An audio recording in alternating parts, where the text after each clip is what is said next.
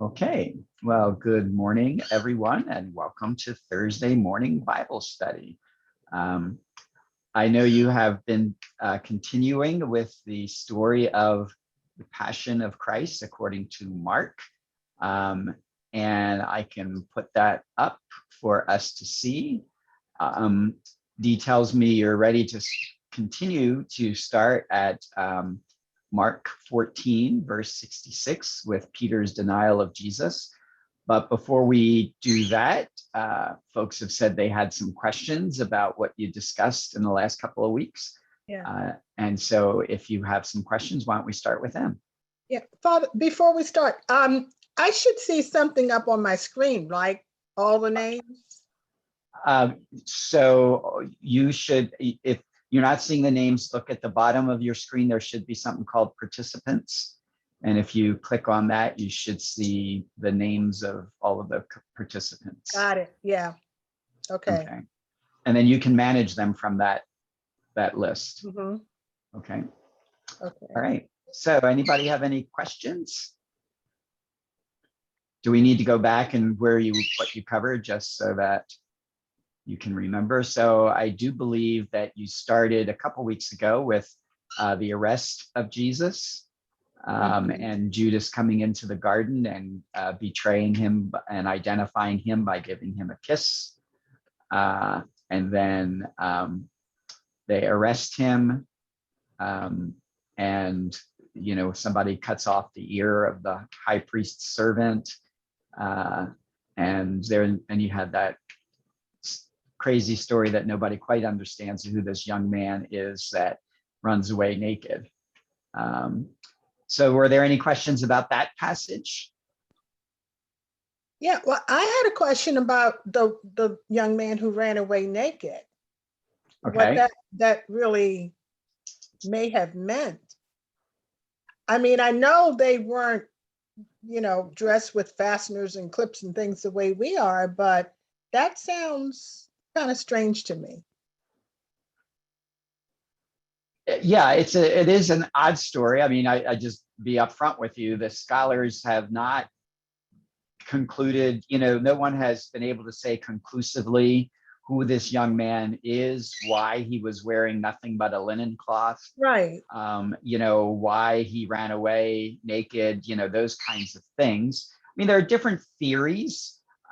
One theory is that there's a young man who appears at the end of the story at the tomb, and one theory is that this is that young man.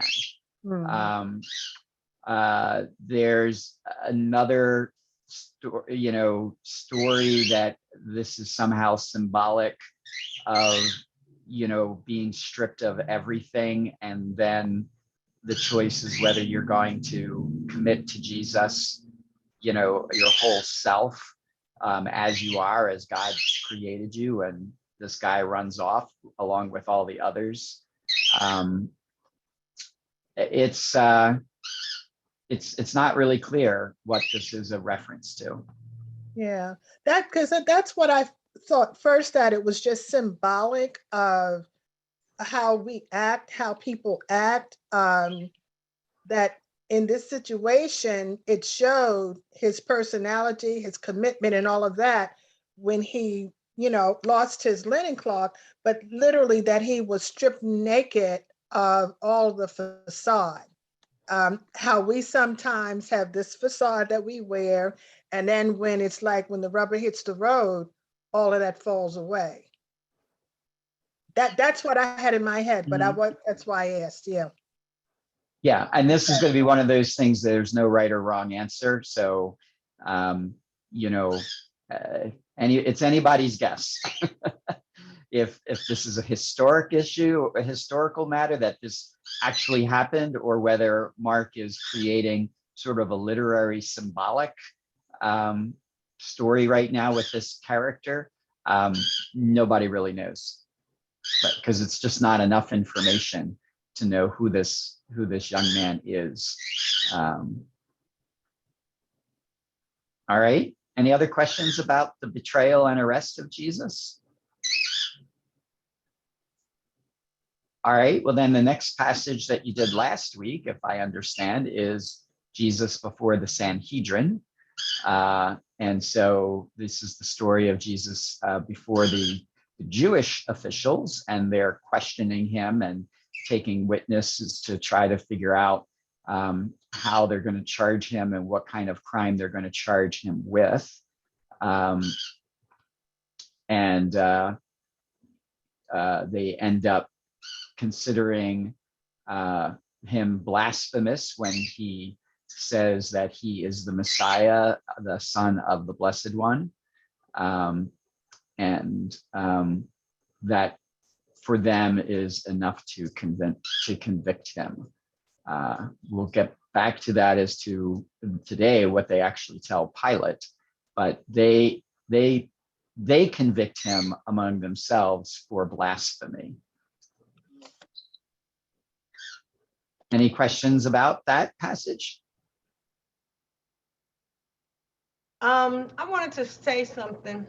Mm-hmm. We were discussing, and I think I'm pretty solid on it, that the problem was he said, I am.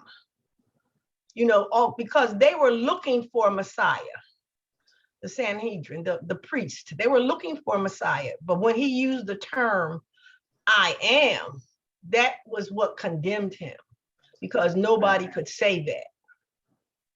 That's what we concluded last week. So, whenever you see I am, what is that? Do you have a sense of who else said I am? God, right? to Moses, yeah. Yeah. It doesn't play out as well in English as it does in the Greek. So in the Greek, ego eimi means I am, or it is I. And so there's lots of times that Jesus says, I am the bread of life. I am the good shepherd. I am, when what was it? When you come to know Abraham, you will know that I am. All of these, when he's crossing over the water and he says, it is I. In the Greek, that is all Jesus is saying is ego eimi.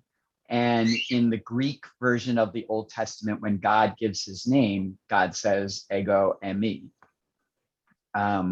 So there is a play on words that whenever you see Jesus say, I am, he is actually invoking sort of the name of God on behalf of himself, applying it to himself. So the early Christians would have definitely seen this as some kind of reference to Jesus as God, even if they hadn't fully worked that out in their mind, what that meant.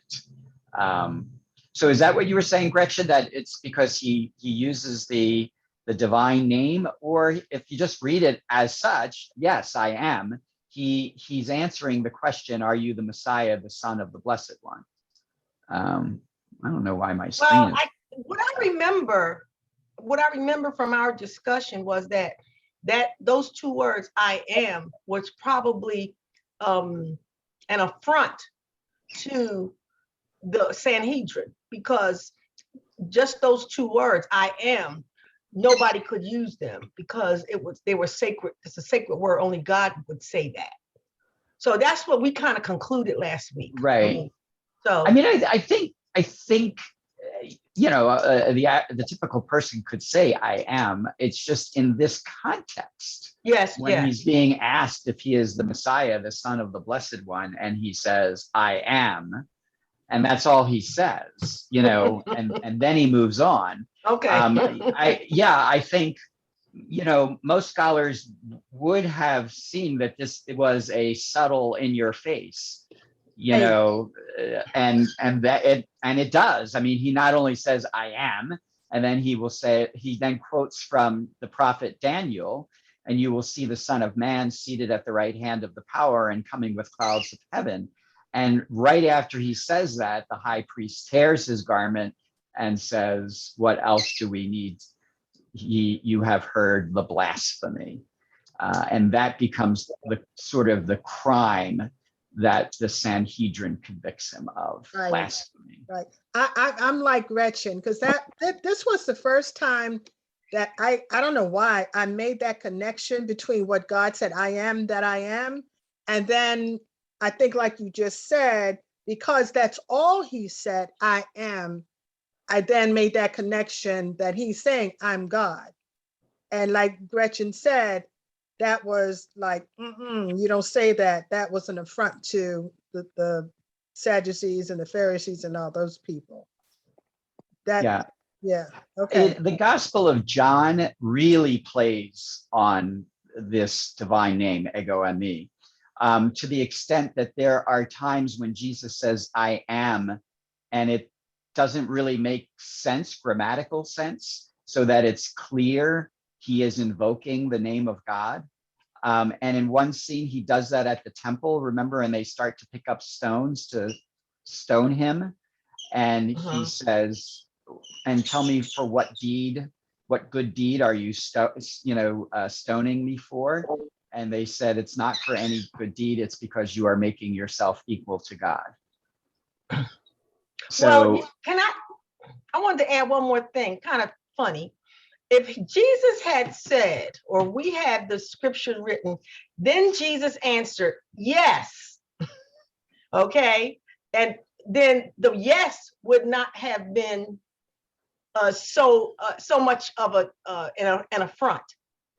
And right. You will see him coming. So those two words, that's what is very sacred and nobody can use them. But if he had said yes, so I kind of feel like right here, Jesus was kind of antagonizing them. Well, right. That's why I said this is a bit of an in-your-face answer. Yeah, I mean, yeah. You're absolutely right, Gretchen. If he could have just said yes, he still would have gotten in trouble. But by answering I am, he's kind of sticking it to them. And, we have to assume he knew what he was doing when he said that. So, no, you're absolutely right. I mean, it was even a deeper affront for him to answer in that way by invoking the divine name. Thank you. Okay. Any other questions on the Sanhedrin before we go to Peter's denial? I just wanted to ask a question about the, I guess the Sabbath, because we also talked about him healing people on the Sabbath. Wasn't that against Jewish law? It was, but that is not ultimately what they convict him of. And almost probably that healing on the Sabbath would not have given rise to a penalty of death, whereas blasphemy would have. Okay. So that was one of the crimes that they could not convict him of. Blasphemy was the ultimate crime. Well, they could have probably, but they apparently chose not to do that. They wanted to go for the higher crime because they wanted to convict him sort of in essence of a capital crime. And then they could move him out of the way. If it had been just, healing on the Sabbath, they might have been able to punish him, by whipping him or by making him, pay a fine or something like that, but they might not have been able to condemn him to death. Okay. Father, I've read somewhere where it was said that the blasphemy really wouldn't have meant anything to Pilate. Yes. So they needed to find a more serious crime to. Well, that's what we're going to. If we get to Pilate today, you're going to see that even though so this is his religious crime, blasphemy, because he's before the Sanhedrin. But that's not what they tell Pilate. Do you remember what the crime is they accuse him of before Pilate? I think it was treason. Yeah, because he terrorism. claimed. Well, it's not so much that, but it was because he claimed to be the king of the Jews. And so it was insurrection. It was, it was a challenge to Roman authority. Mhm. Pilate wouldn't have cared if it was only blasphemy, but he did care if this guy was trying to claim to compete with Caesar, and try to be king. So that's why I said, remember here before the religious tribunal, they convict him of a religious crime, which is blasphemy. Okay, so Father Rich, okay, so in my head, let me get it really clear. So it didn't matter to Pilate that Jesus insulted God. He could have insulted God all he wanted as long as he wasn't insulting him. Yes, that's right. All the Romans want to make sure is everybody stays in line. They don't care what you believe. So you'll still, I think they even mentioned tax evasion too, which would have been against the Romans, as something to charge him with. Mm-hmm. I mean, again, that would have been a crime. Although, in Mark's gospel, that they do not charge him with that crime. And it's not clear again that tax evasion would have been punishable by death. So remember, they want to get Jesus off the scene. And the best way of getting him off the scene is to have him executed. Yeah. They don't have any authority under Roman rule to execute someone. Right. So they need to come before Rome with a crime against Rome that would have been punishable by death. Right. And so we'll get to that when you see it. But that's why I was pointing out here, the crime is blasphemy. There's no place here where they say you claim to be king of the Jews. So if you look through that, you'll see there's no reference to the king of the Jews. That's going to appear for the first time when they get before Pilate, because they know that's going to aggravate Pilate. Okay. Okay. Got it. All right, well then, why don't we move on to Peter's denial of Jesus? And would somebody like to read that? I'll read. Peter's denial of Jesus. While Peter was below in the courtyard, one of the high priest's maids came along. Seeing Peter warming himself, she looked intently at him and said, "You too were with the Nazarene Jesus." But he denied it, saying, "I neither know nor understand what you are talking about." So he went out into the outer court. Then the cock crowed. The maid saw him and began again to say to the bystanders, "This man is one of them." Once again, he denied it. A little later, the bystanders said to Peter once more, "Surely you are one of them, for you too are a Galilean."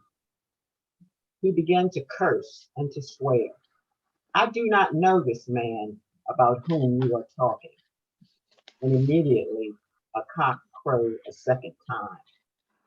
Then Peter remembered the word that Jesus had said to him, "Before the cock crows twice, you will deny me 3 times."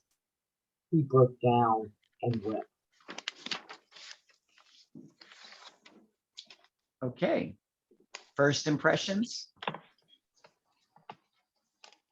My first impression was that it reminded me of Judas, came to mind. How so? Well,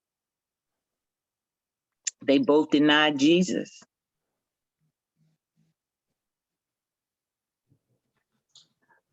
So go ahead. I was going to say, so remember, with Judas, we use the word betray, and with Peter, we use the word deny. Okay. Why do you think we use those 2 different words? What's the difference between betraying Jesus and denying Jesus? I think it because Judas knew who he was. So he denied him knowing what he was or who he was. And then He I'm sorry, betrayed him. he betrayed Yeah. him, yes, by knowing who he was. Now, Peter knew him also, but because of fear, he denied him. He denied knowing him because he was afraid. He was human, and he was afraid of what they were going to do to him. Right. Um, And I would say, I would add that was thinking that Judas turned him over to the enemy, and Peter tried to prevent, even though he denied him, he didn't do anything voluntarily to hand him up to the enemy.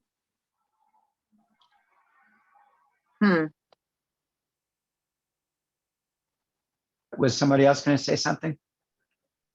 yes, I think that the word betray has a heavier or more severe consequence. When you betray someone, you go to the other side, or like Garnetta said, he was handed over. So that had a very, very dire consequences with that. But with the denial, it's bad, but nothing bad comes of it except for that you weren't honest. So I think that the betrayal is much more severe than the denial. Okay, and certainly over time, that's how we have interpreted it. It's not clear that one is worse than the other. They're both pretty bad, but they are different.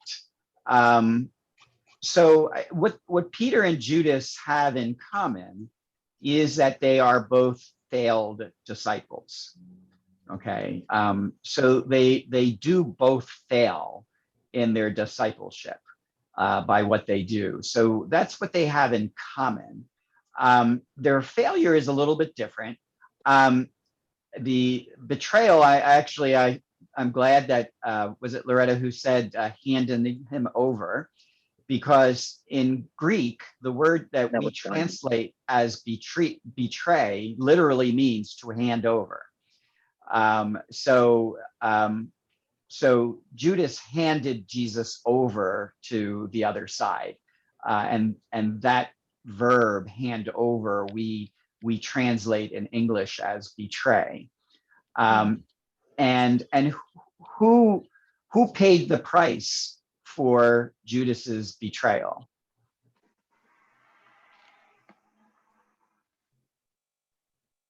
I don't know. Jesus paid the price. because he Jesus was pays the handed over. price. But Yeah. ultimately, many people were because of the consequence of Jesus being handed over.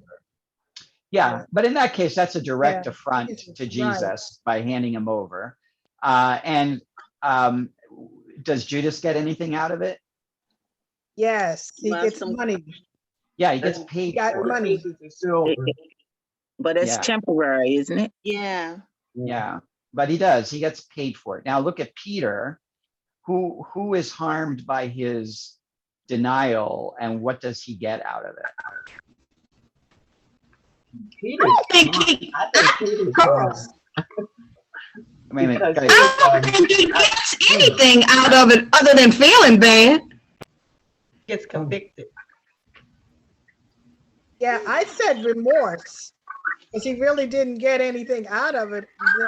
Like you said, Pat, he just felt bad about what he did.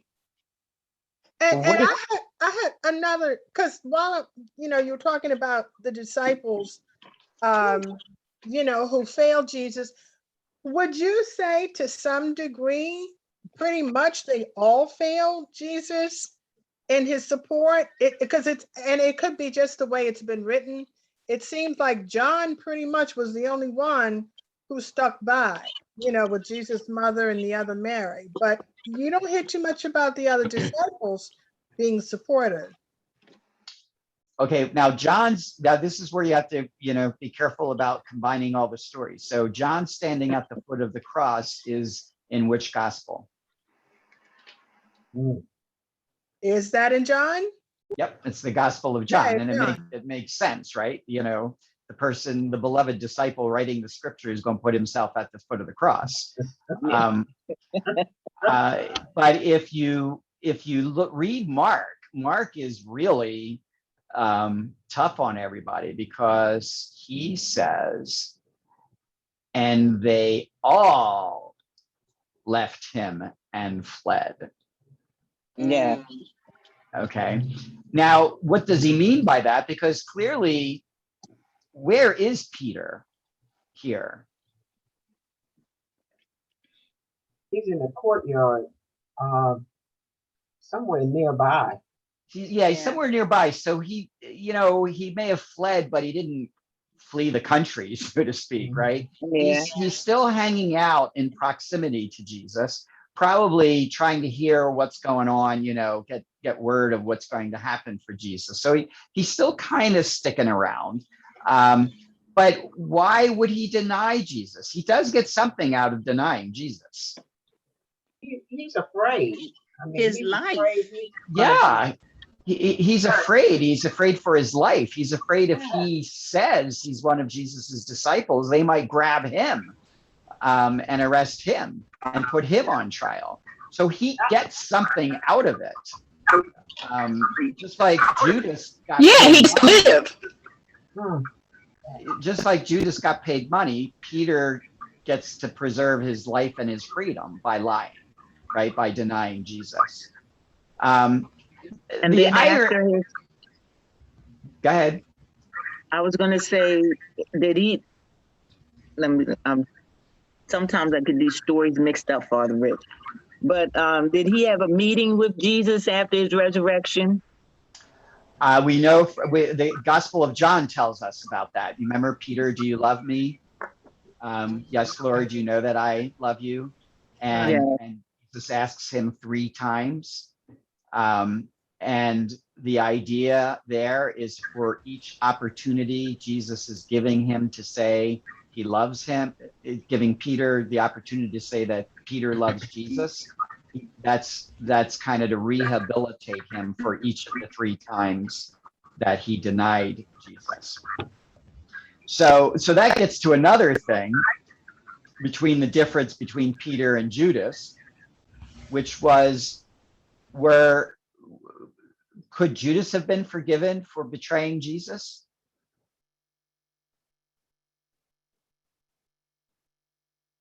I guess he could if he had asked for forgiveness. Yeah. I mean, He could. that's one of the tragedies that, certainly we hold out, as we tell the story, is that now, again, Mark doesn't tell us that Judas kills himself. That's actually in the Gospel of Matthew and also in the Acts of the Apostles. But assuming Judas did kill himself, he never asked for forgiveness. He despaired at what he did, and he couldn't believe that he could ever be forgiven for it. Whereas Peter, even though he denies Jesus, he still sticks around, and there is this sense that he still thinks, he still hopes and believes in a relationship with Jesus. And of course, we know that he is rehabilitated. So that's another big difference between Judas and Peter. Both of them, I mean, I think theologically, we would say that absolutely both of them could have been forgiven. But the problem is Judas despairs and does not seek forgiveness and instead kills himself. Whereas Peter is sad, but he sticks with it, and he is able to be forgiven and rehabilitated. Okay, before we move on, just another thing about using the word deny. Does anybody remember when Jesus teaches about denying? What are we supposed to deny? Ourselves, right? So Jesus says, if you want to be my disciple, you must deny yourself and pick up your cross, right? Is Peter denying himself?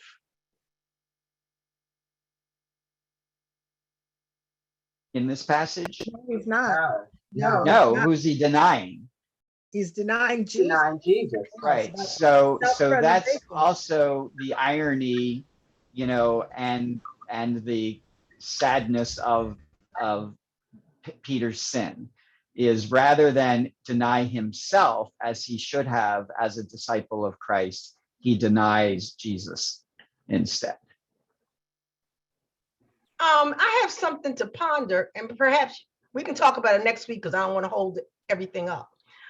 But didn't Jesus say that the person that betrays him, it would be better if he had not been born?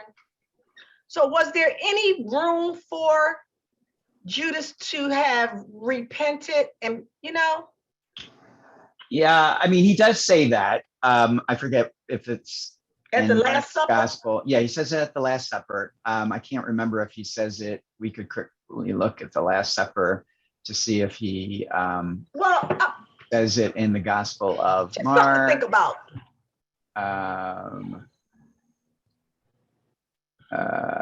Where is it? While they take this, this is, no, here it is. Yeah, yes, it is the Gospel of Mark. See it right there. So woe to that man by whom the Son of Man is betrayed. It would be better for that man if he had not been born, if he had never been born. So, you know, it's hard to actually interpret where Jesus was going with that. Theologically, we believe that pretty much, and Jesus says any sin can be forgiven except the sin against the Holy Spirit, right? You know, most of us would have said that Judas could have been forgiven. It's just that he never sought forgiveness, and instead he despaired and killed himself. All right, you want to move on? Jesus before Pilate. Father Rich, can I ask you a question? If you to commit suicide is for us a sin, so he's not going to heaven. I mean, or did they believe that in that day? Well, I'm not sure they would have worked out that much at that time around, you know, the significance of suicide. We, you know, certainly in time, the church began to teach that suicide, because you don't have the opportunity to be forgiven because you kill yourself, that if somebody committed suicide, they would be excluded from heaven, right? They would end up in hell. That teaching has changed over time. Really? Yep. Because, and if you remember, in our lifetime, if somebody had killed themselves, they would not be able to be buried in consecrated ground and that kind of stuff. But in the intervening years, what we've learned about psychology and the state of mind of somebody who commits commits suicide, there is a level that we could see that a person might not have fully consented to doing that because of the limited ability to think clearly and, you know, all of those things, that perhaps someone who commits suicide isn't fully responsible for his action and therefore can be forgiven. And so the church now says, you know, we just commend that person to the mercy of God and let God handle it. But we no longer will say that a person who commits suicide goes to hell.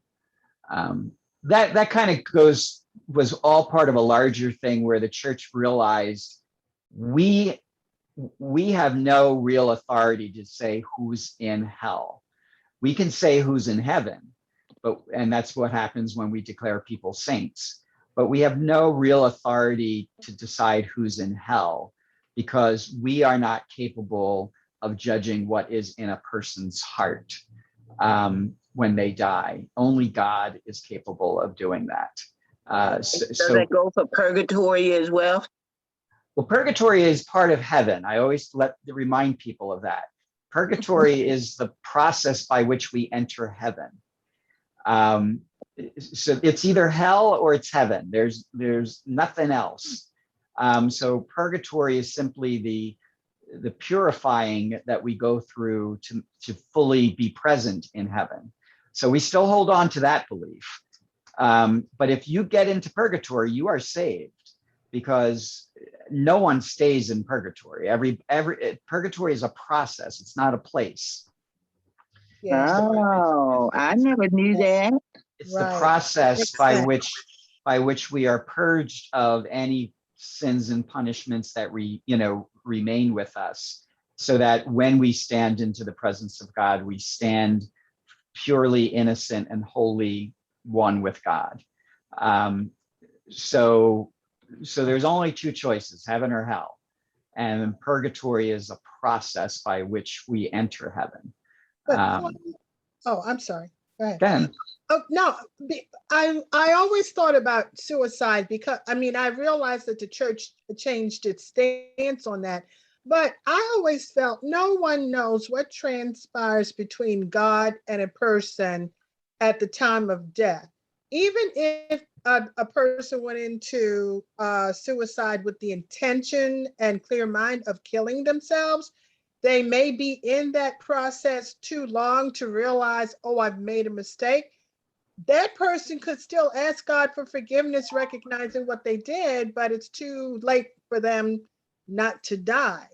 Isn't that possible? I mean, all of that is possible. That's why, as I said, the suicide now is just one example of a larger church teaching, which is now we have no ability to decide who's in hell. Only God knows what is in a person's heart when they die. We're not capable of making that judgment. So we will no longer say somebody who does this is in hell, but that's very recent. That's only really in the last 50 years that the church has taken that stance. I mean, the church used to teach if you were excommunicated, you went to hell. I mean, that was the horror of being excommunicated, because if the church excommunicated you, you were taught you were going to go to hell. So right. But that's the church no longer teaches that. That's no longer what excommunication is. But couldn't you also buy your way into heaven? Wasn't there a time when you could pay like for, what was it? Indulgences. Yeah. No, Yeah. okay. Yeah, that gets really complicated. That's not about buying your way into heaven. That's about reducing your time in purgatory. So, the belief is that as a person is going through the purging process, there are prayers that can be offered, or acts or deeds that could be offered on their behalf that will shorten that time period. And technically, when you pray for a dead person, that's what you're doing. You're actually praying that the time they're in purgatory is shortened, or you're trying to accompany them in their process of being purged. When you have a mass offered, technically that's what the mass is being offered for, that if the person is in purgatory, this mass will speed the process of purging. So what would happen is, and it still is the case, there are various prayers and deeds that one can do to win an indulgence, which is shortens or releases you of time in purgatory. And back in the day, this was during the time of Martin Luther. This would have been in the 16th century. The Pope had said, if you give a donation to build St. Peter's Basilica in Rome, that will be considered a charitable act that will win you an indulgence. So that's what, and so Martin Luther then turned that into, they're selling indulgences basically, and pretty much that's what they were doing.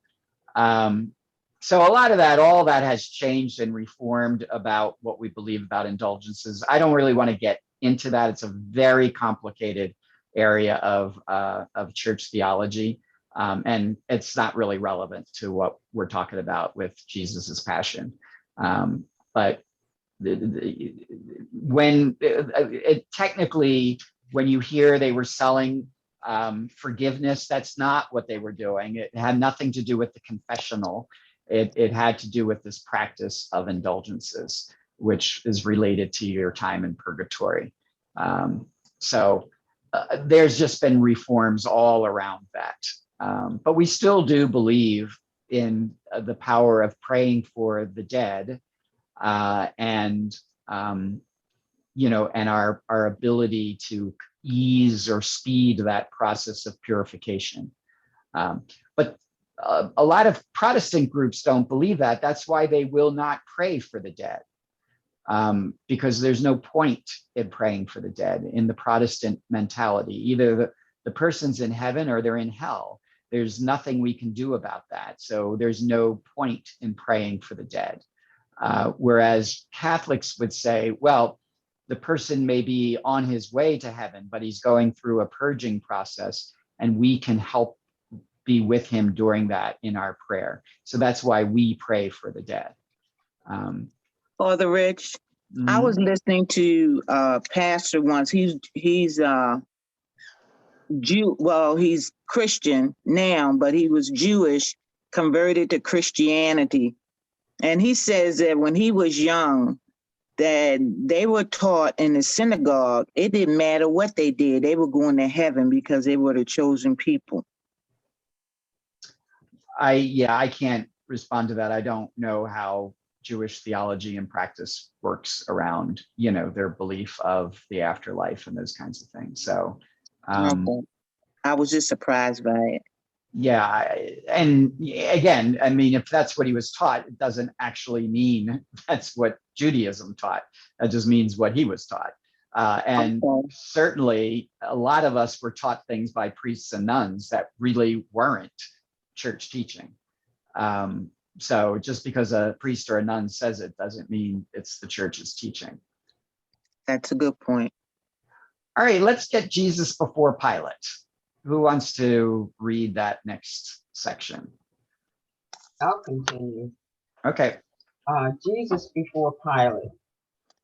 As soon as morning came, the chief priests with the elders and the scribes, that is, the whole Sanhedrin, held a council. They bound Jesus, led him away, and handed him over to Pilate. Pilate questioned him, "Are you the king of the Jews?" He said in reply, "You say so." The chief priests accused him of many things. Again, Pilate questioned him, "Have you no answer? See how many things they accuse you of?" Jesus gave him no further answer, so that Pilate was amazed. Should I go on? Nope. So first impressions.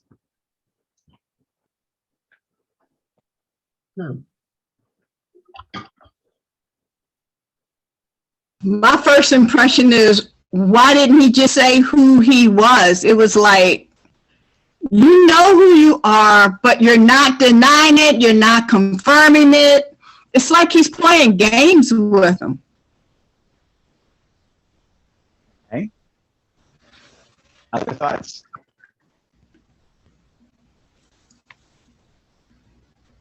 Oh, no. It's funny because Pat, I had never quite thought of it that way, but you're right. It's like, why don't you just come out and either say or who you are or not?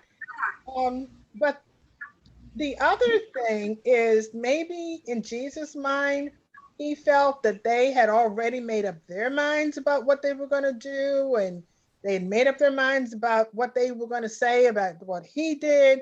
And it was no sense in wasting his time. He knew he came for our salvation. He knew he was going to go through some things. So maybe he said, okay, I'm just not going to waste my time. You're going to say what you're going to say. And yeah, just let that be it.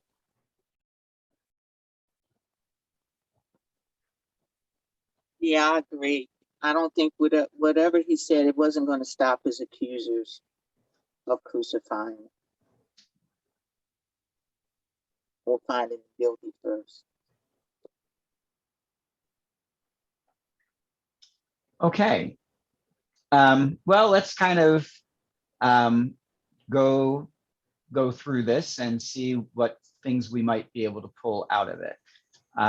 So as soon as morning came, okay, why did they have to wait for morning? Didn't they have to wait to get access to Pilate? Yeah, the business day doesn't start until the sun rises. So no point in going to the Praetorium, right? Before business hours, right? Nobody would do anything. So right, so they have to wait for him to the sun to come up, and there's again a more the symbolic idea of all that the Sanhedrin had been doing that had all been done in the darkness of the night, right?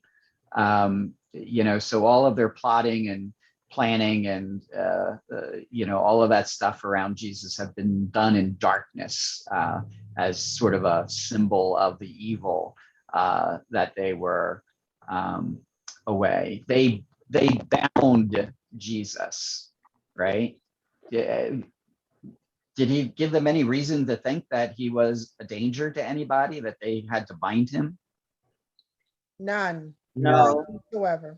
So why would they have bound him? Maybe they thought he was a magician. I'm thinking to make it look worse in front of Pilate. Yeah, they want to make him look as bad as possible when they come to Pilate. So by binding him, it makes him really look like a criminal, right? In today's world, a prisoner has the right to change his clothes when he's on trial so that he's not wearing prison garb. Because if he's wearing prison garb, what do people think? That he's guilty. They think that he's guilty, right? So he's brought, he has to wear the prison garb in prison, but when he's brought to the courthouse, he's allowed to change into, a coat and tie so that when people see him, they don't make a judgment based on what he's wearing. So same idea. If we bind him, make him look like a criminal, then Pilate is more likely to see him as a criminal. All right, so they hand him over. There's that same verb that is, that it can be translated from the Greek as betraying. So they betray him to Pilate. And then Pilate asks him, "Are you the king of the Jews?" Where did that come from? A good question. Well, didn't people think he was the king of the Jews? Didn't what? Weren't they yelling? Didn't the people, outside of thinking he was the king of the Jews, that's how they interpreted his preaching? Well, They probably got it. all right, Esther. When he rode into Galilee, and the people welcomed him with palms. They were adoring him with palms or something. Yeah. Right. I kind of went back to, well, I didn't say it, but I went back to the very first sentence about, they waited till morning to get to Pilate. And in my mind, I was thinking they strategized that whole night about how they were going to present him to Pilate in the morning, because they did all of this in darkness. And when we first talked about the fact that they accused him of blasphemy, I think they set up that night and figured out, okay, well, we can't take this to Pilate as blasphemy. So what are we going to say? That he said he's God, so now he's king of the Jews. I mean, I think they manufactured that, came up with it. What would be presentable to Pilate? Give Pilate a reason to challenge Jesus, because now Jesus is saying he's a king and he's in direct conflict with Rome, because he can't, he can't challenge the authority of Rome and its hierarchy. That's what I was thinking when I, that they just strategized that night and switched it up. Not blasphemy, king of the Jews. Yeah, yeah. That's a high profile case. Yep. They had their best lawyers. Yep. Okay. Well then, I think, a lot of what Esther is saying makes sense. Okay, so I was trying to look at up the passage that Gretchen was referring to, and I'll continue to look. And when I get to it, we'll look at it, exactly what they say to Jesus at his entry in Jerusalem. But this is the first time in the Gospel of Mark that term, King of the Jews, is used. So in the Gospel of Mark, he does not have anybody call Jesus the King of the Jews. So this is the first time it's happening. And when you hear that term king, what do you think it refers to?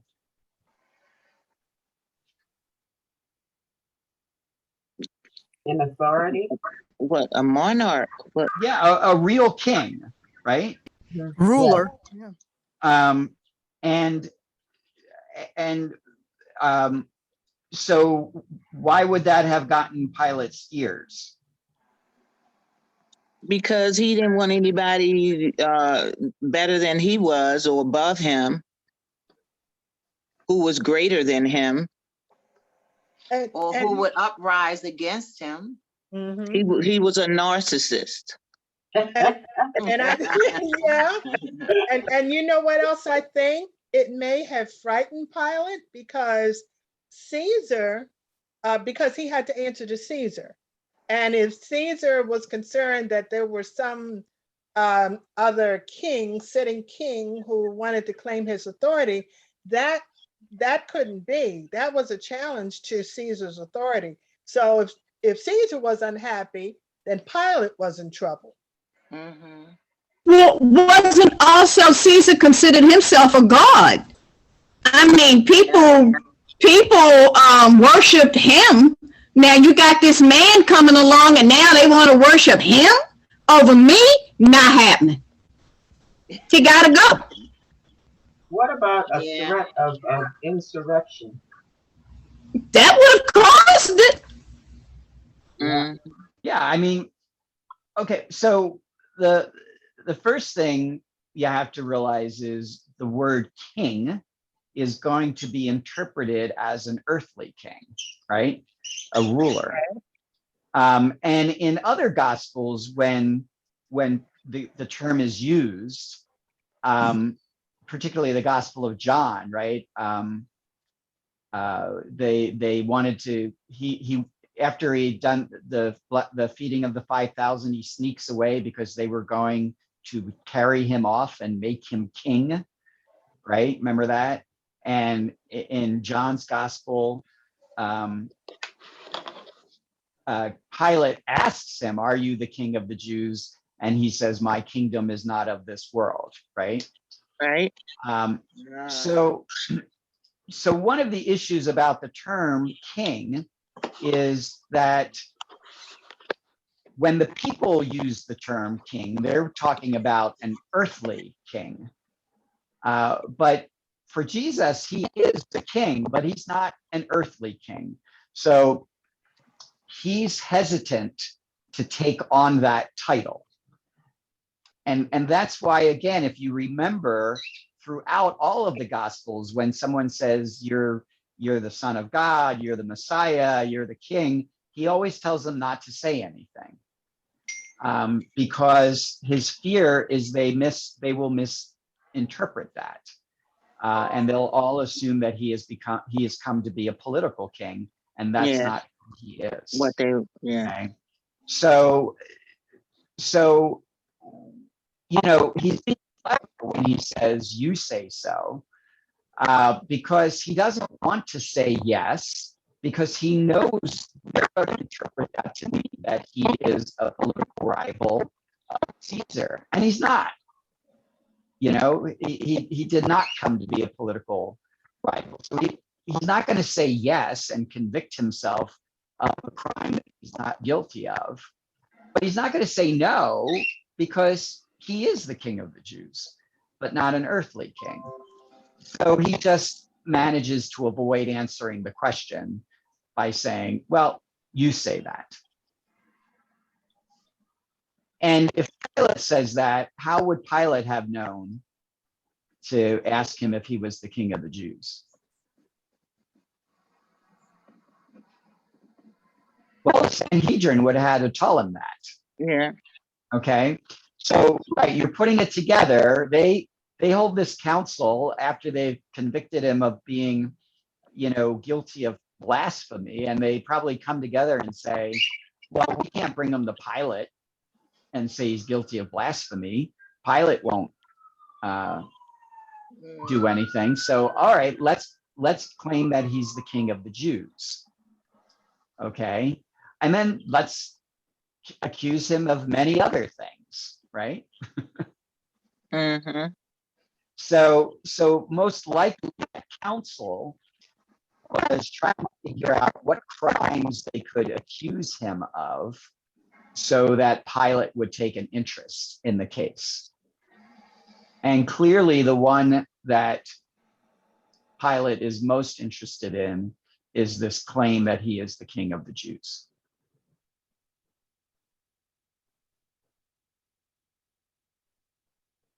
You okay with that? Sure. Yes. Yeah. So we don't Yeah. know what the other things are. I mean, yeah, I could be, you know, accusing him of tax evasion and all those things. But Pilate clearly latches on to this accusation that he's the king of the Jews. Because if he's the king of the Jews, then he is a rival of Caesar, because Caesar is the emperor of the Roman Empire. And anybody that claims to be a king is challenging Caesar's authority. Now, there are some exceptions to that. Isn't there a King Herod? Yes. And who was Herod king of?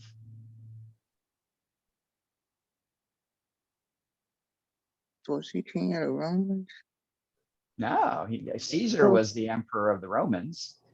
Herod was king of the Jews. Oh, I'm getting them He all was mixed up. one of the kings, right? But he was in alliance with Pilate, though, right? Bingo. He was a puppet king. So the only reason he got to call himself king is because he agreed to bow to Rome.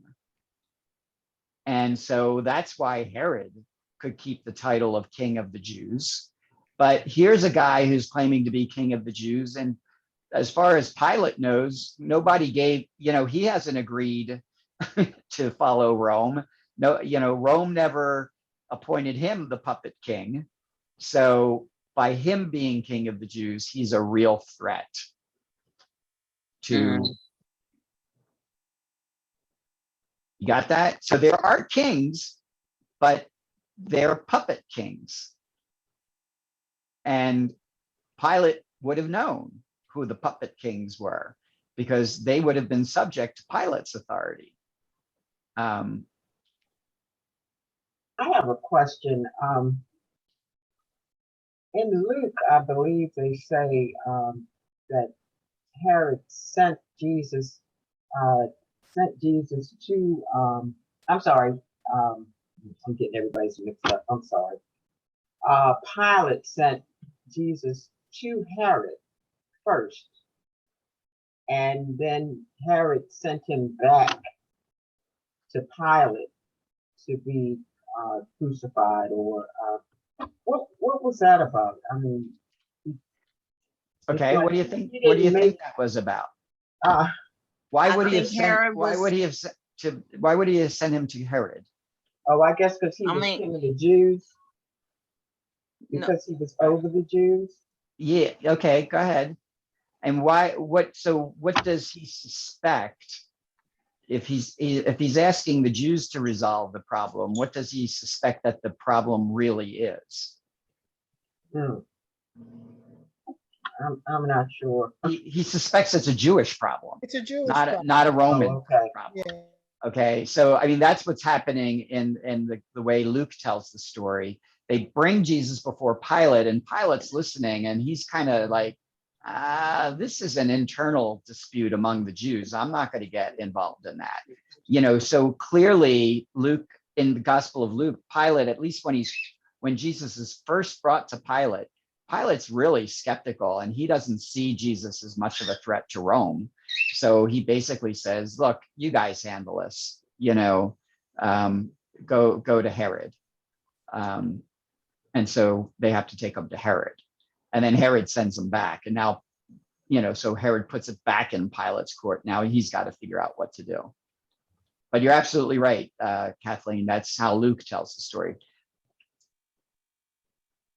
It kind of sounds like Pilate really didn't want to have anything to do with this, that it was messy, that he really didn't want to have to deal with this, because whatever he did, all of that would have needed to be reported to Caesar. So it sounds like he just, let me get rid of this. All right. Let hold on to that thought, Esther. Okay, so when we're finished with Pilate, I want to go back to historically, what do we know about Pontius Pilate? And would he, as a historical matter, have behaved in quite the way that the Gospels portray him? So that's a really important question. So hold on to that, okay? We want to finish and see all the things that Pilate does before we get to that question. Okay. Any other? Oh, so I just want to answer Gretchen's question. I did need to check to make sure. You know, when you referred to the triumphal entry with the palm, you know, like basically on Palm Sunday, and they're hailing him, that's not recorded in Mark's gospel. There's no triumphal entry of Jesus into Jerusalem. Okay, that's recorded in Matthew and Luke. So this would have been the first time that the idea of Jesus as a king is raised in the Gospel of Mark. But you're right, in the other Gospels, they're hailing him as a king when he enters into Jerusalem. All right, let's continue, because then hopefully we can finish up with Pilate. Go ahead, Kathleen. Okay. The sentence of death. Now on the occasion of the feast, he used to release to them one prisoner whom they requested.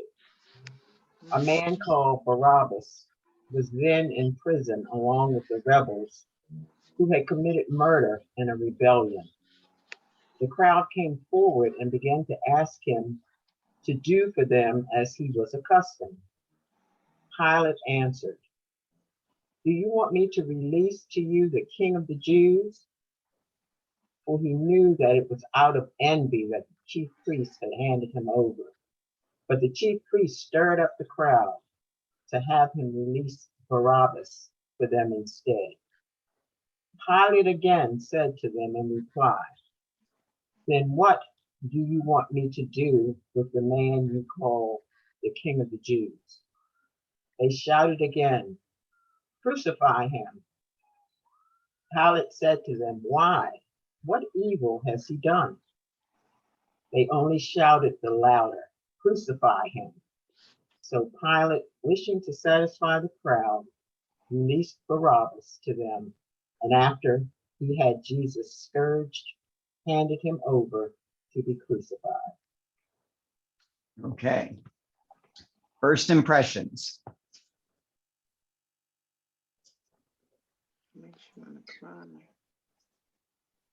Pilate was still in doubt all the way to the end. Okay. Yeah, I mean, you could see Pilate is suspicious about all of this that's happening. Because again, in verse 10, he knew that it was out of envy that Envy, the chief yeah. priests had handed him over. So Pilate suspects that this is not a legitimate accusation. Okay. And he What else? says, the man you call, like he's saying, the man you call the king, like Pilate is not calling him that. And Right. neither did he. We know Jesus, he didn't call himself that. I mean, he didn't claim it nor deny it, but that in the parenthesis or the emphasis on that from Pilate is the man you're calling. Okay. Excellent. Because we're going to get back to that when we talk about who Pilate was and how this story conveys and portrays him. All right. Other And things? I was thinking, oh, go ahead. No, I was that's thinking just- that maybe Pilate really had a limited understanding of Judaism. Could have. Yeah. Could he really have understood what the Jewish Messiah meant to the Jews? Yeah, he probably didn't have a full understanding, but do you think he cared? No. No, he did not care. Right. So, I mean, again, And that's why he was unclear all the way up to the end. Yeah. yeah, And because he sees this as, remember we said, as an internal dispute among the Jews, right. that Rome really doesn't have any interest in what's going on. He's decided Jesus isn't a threat to Rome, right? Right. So let the Jews handle it. But you know what else stood out to me? Barabbas. You know, when he presented Barabbas, he already knew, because the other question, I don't remember what this rebellion was, but was the rebellion against Pilate, or was the rebellion part of something that was happening with the Jewish people? And I'm thinking, in Pilate's mind, why in the world would you want to release this man you call King of the Jews and you know, spare, wait a minute, I think I said that backwards, but anyway, why would you want to spare this man called Barabbas when we already know he's committed murder, he's been in a rebellion? So what was that rebellion against? Was that against Caesar or the authority, or was it a part of the Jewish rebellion? Well, what do you think? If he's in Pilate's custody, That it was against Rome. it's against Rome. Yeah. Yeah. Yeah. Barabbas is a criminal against Rome. Rome. Mhm. Right. But a question would be, it would be easier, to be honest, to let Barabbas go and kill Jesus than it would be, I mean, because it would make a point. They're scared of Jesus. People are following him almost blindly. Whatever he says, they adhere to. Okay, Barabbas, you already know what's up with him. You really don't know what's up with Jesus, and he is a threat to their way of life. It's better to deal with the known problem than to deal with the unknown problem. So if you could kill Jesus and get him out the way, fine, he gone. But if you have Barabbas, you already know what you're up against. And Barabbas might change since he now has a second chance in life. So I take Jesus to go. Yeah. But And I don't think they would. Sometimes I see Pilate as as a weak man, and sometimes I see him as a man who has to show his people that he is a strong king. And sometimes I want, you know, Well, remember, Pilate's a governor. He's not a king. I mean, a governor, I'm sorry. Caesar is the king, yeah. That he could not show people that he was a weak governor. Okay, well, And okay. I don't even know if he believed Jesus, you know, was the Messiah or not. But I think his concern was more with showing people that he was just not a weak governor. Yeah. Well, she What? submitted to peer pressure, because it says he satisfied the crowd. He's, Right. Yeah. he's pleasing his people, his folks. He's Exactly. satisfying the crowd. Right. And that's Okay. what the question I had was, the chief priests are rabble rousers. And it made me wonder in this crowd of people if they could incite them that much to start, chanting, crucify him. Were Jesus followers in this crowd? Why did, this particular portion of the crowd crucify him, follow the chief priests? I mean, so the chief priests were gearing these people up and inciting them to almost like riot. Okay, Yeah. that's And really that's the same thing excellent. that happens today. So let's walk through it because it's very important to realize who's doing what. We tend to just mix it all together, but it's pretty clear who's doing what if you take your time and go through this. So it's the occasion of the feast, it's the Passover, and there's this custom of releasing a prisoner. So who comes and asks that he follow the custom?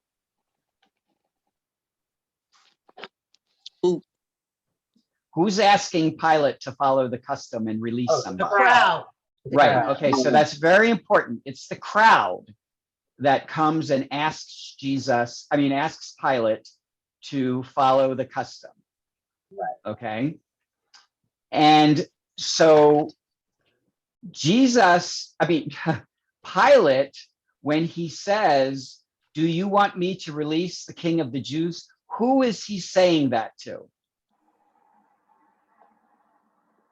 He's The still crowd. talking to the crowd. Right. He's talking to the crowd Yeah. because he knew that it was out of envy that the chief priests had handed him over. Mhm. So there's a distinction between the crowd and the chief priests. Okay. So when the crowd asks to have a prisoner released, and Pilate knows that all of this is happening because of the chief priests, what does he think, or who does he think the crowd's going to ask for? Jesus. Yeah, he suspects that they're going to ask him to release Jesus because they didn't ask for Pilate to condemn Jesus, right? It's the chief priests who did all of that. Yeah. So he's thinking, and he's got reason as we go on to believe it, right? Because he's thinking that the crowd is actually in favor of Jesus. But what happens? The chief priests stir up the crowd. That's right. And they're the ones who get the crowd to ask for Barabbas. So the implication is that if the chief priests hadn't done anything, the crowd would have asked for Jesus. Right. But the chief priests have to intervene and stir up the crowd in order for them to get to ask for Barabbas. Okay. And it's amazing to me that people will follow behind someone and really not know what they're doing in some instances. They just following along. Yep. That's what we're going through right now. Right, exactly. Exactly. It's one person mob mentality. It's mob mentality. Right. One person can raise the rabble and they all just follow. So that's what's going on. And this is really important. I mean, it ultimately becomes important. And again, this was an issue that wasn't addressed until the 1960s. Because when Christians in history would read this story, who did they say? Who do they blame for the crucifixion of Jesus? The Jews. The Jews. Yeah. All right. Is it all the Jews? No. No. The reality, it's the chief priests. It's the leaders who bring Jesus to Pilate to get him crucified. And when Pilate thinks he's got an out by asking the crowd, he's stunned right, that they asked for Barabbas. And the only reason they asked for Barabbas is because the chief priests stirred them up. Okay, so Mark is clearly putting the blame on the chief priests. They're the ne'er-do-wells. They're the ones who are behind all of this. So let me just say a couple of things, because we're coming to the end, just to round up all of this, because what Mark is doing is very clever. The name Barabbas. Anybody know what the name Barabbas means? No. The name Barabbas means son of the Father. Abba, right? Abba, Father. And Bar, which means son of. Remember, was it last week or 2 weeks ago? It was 2 weeks ago. The blind man named Bartimaeus, son of Timaeus. Okay. Bar Timaeus literally means son of Timaeus. So Bar Abba means son of the Father. So again, people aren't sure as a historical matter whether the guy's name really was Barabbas, or whether Mark is playing with a name and saying they have a chance to release the son of the Father, and they pick the wrong one. Wow. Because the real son of the Father is Jesus. But they get it wrong. And they pick this, who they think is the son of the Father, Barabbas, but it's wrong. It's Jesus who's the son of the Father. So we're not really sure whether the guy's name really was Barabbas, or whether Mark was playing with the name. But it really is very powerful when you realize that's what Barabbas means, the son of the Father, and they pick the wrong son of the Father. Now, just to finish up about Pilate. Because I don't want you to think Pilate is any kind of a good guy. We do have records about Pontius Pilate that, beyond the scriptures. And Pontius Pilate was an absolutely brutal governor. In fact, Rome ultimately dismisses him because he's even too brutal for Rome, for Rome's case. Pilate would kill people at the drop of a hat. And most scholars believe that when they brought Jesus to Pilate, he couldn't care less. If they wanted him dead, sure, he would crucify him. But when these Gospels are written as a historical matter, remember now, these Gospels are written in the 60s and the 70s. What's happening to Christianity in the late hundreds, in the 60s, 70s, 80s, 90s, vis-a-vis Rome?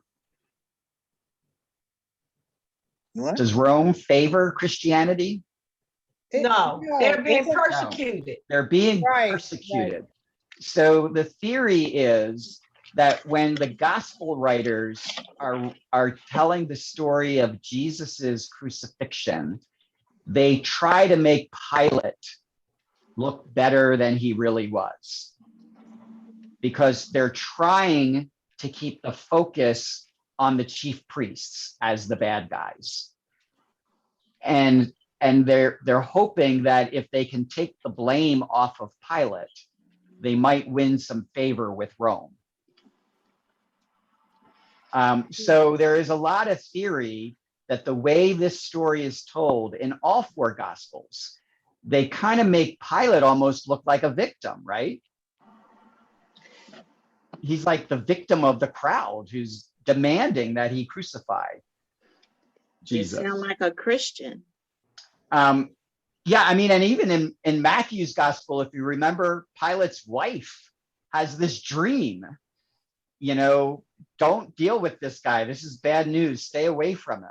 there's all these kind of warnings that Rome doesn't want to get involved with this guy. But the problem with that as a historical matter is we know that Pontius Pilate was one of the most brutal governors Rome had. And he didn't hesitate to execute people. And so, you know, the theory is Pilate executed Jesus and he knew what he was doing. You know, but Mark doesn't want to make it that obvious. So Mark and the other gospel writers try to tell the story. I mean, they know that Pilate has to take responsibility, you know, because he's the only one who can order Jesus to be crucified. But they're trying to make it look like it's really the chief priests who are to blame for all of this, when in reality, it probably is both. It's the chief priests and Pilate. The chief priests, you know, raise the issue, and Pilate says, "Ah, what the hell? Sure, you want him crucified? I'll crucify him." But that's just a theory, because our other records of Pilate don't present Pilate as anybody who would have been worried about crucifying Jesus. They're like an organized crime kingdom all to themselves. Yeah, I mean, though, but when you know that Pilate was removed by Rome because he was too brutal, even by Rome standards, you know Pilate had to be a really nasty guy. So, you know, there's little doubt that Pilate sentenced Jesus to death. That's amazing. I will never watch these passion movies the same again, because even when they were scourging Jesus, I think in one movie I saw, it was almost like, well, why did you carry it that far? But Pilate wouldn't have cared. They could have killed Jesus just by scourging him. And many criminals died at the point of scourging. They never made it to the cross. So, yeah, I mean, that's just, again, I mean, but what we can discern absolutely from the scripture is that the real force behind all of this are the chief priests, not the Jews, not the crowd, but the chief priests. They are fundamentally to blame what happened to Jesus. And of course, they were the ones who are most threatened by Jesus. So it makes sense that they are the ones who want Jesus out of the picture. All right. All right. So that ends today. Real heavy stuff, but I think it's really interesting, especially the stuff we know historically about Pilate. There's no doubt Pilate executed Jesus, because he wouldn't really have pondered that too hard. He wasn't stupid. Oh, he wasn't stupid at all. But he wasn't very, what's the word, merciful. So, all right, well, let's stop there and we'll pick up again next week with the mockery of the soldiers.